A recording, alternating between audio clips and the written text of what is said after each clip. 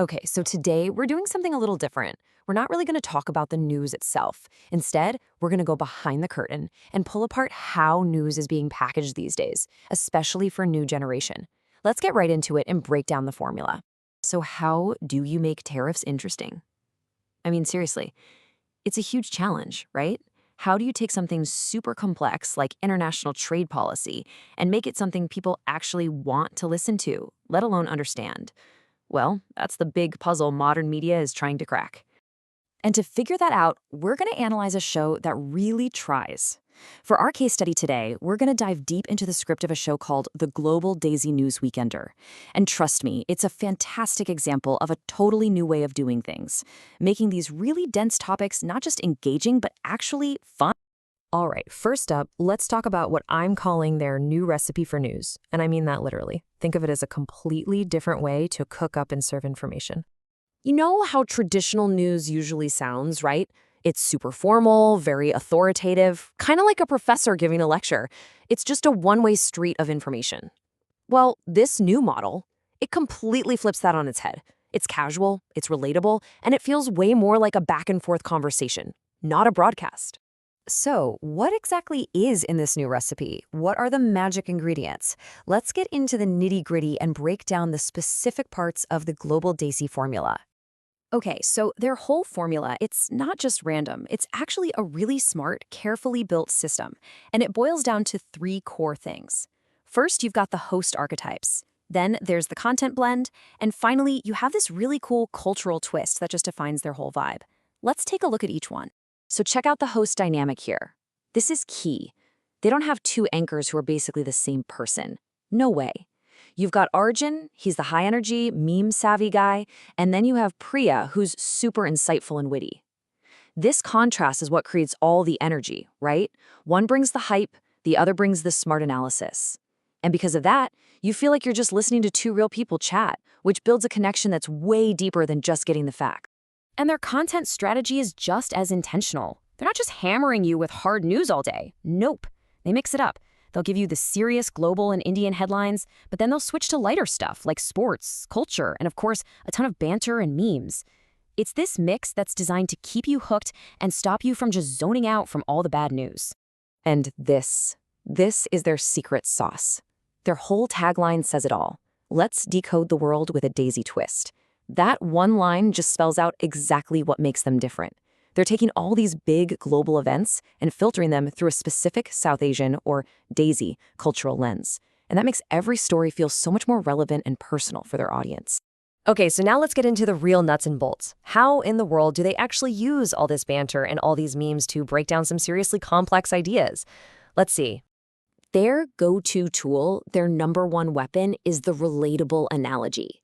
It's a simple but brilliant idea. You take something that sounds really intimidating and you compare it to a simple, everyday thing that literally everyone gets. It's genius. All right, let's look at a real example. So here's a headline from their script. A potential $150 billion tariff refund fight in the US that's causing chaos in the global markets. I mean, that is a very complex, very dry economic topic. So how do they explain it? Like this. That's like international tax season, but way scarier. Boom. In one quick, witty line, they just completely demystified the whole idea of tariffs. I mean, we all know how stressful tax season is, right? So that analogy immediately makes this huge, scary topic feel less foreign and way more personal. Okay, let's do another one. Next up, the script talks about the Indian stock markets being all shaky because of global risks and uncertainty. Again, this is a topic that could easily make your eyes glaze over, for sure. And so how do they frame it? They compare the market to that friend who says yes to plans, then cancels last minute.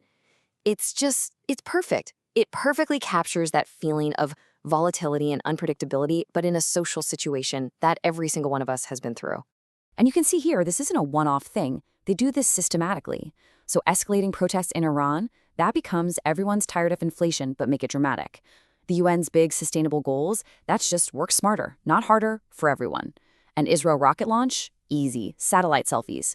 They are constantly mapping these really serious news items to this kind of meme-savvy commentary.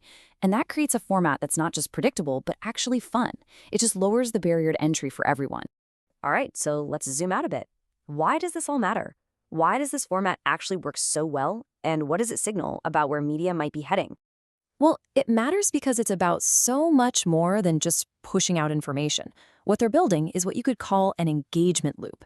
See, the relatable content makes people want to interact, to like, to share, to comment. Then the hosts actually pay attention to that feedback and use it to figure out what to talk about next. And that in turn just makes the bond with the audience even stronger. You're not building a passive audience anymore. You're building a real, loyal community. So if we boil it all down, the key strategies are pretty clear, right? You mix the serious stuff with casual commentary, you use humor and analogies to make complex things simple, you anchor everything in a specific cultural context that your audience gets, and maybe the most important part, you create a dialogue, not a monologue. It's a formula that's designed to connect with people, not just inform them. And when you think about it, the philosophy behind all this is really powerful. We live in an age of total information overload. Just having facts available isn't the challenge anymore. The real goal, the real trick, is making that information truly accessible, making it easy to digest, easy to connect with, and, actually possible to remember. Which, of course, leaves us with one last big question to chew on. Is this kind of informal style, this mix of memes, banter, and real analysis, is this the future of information?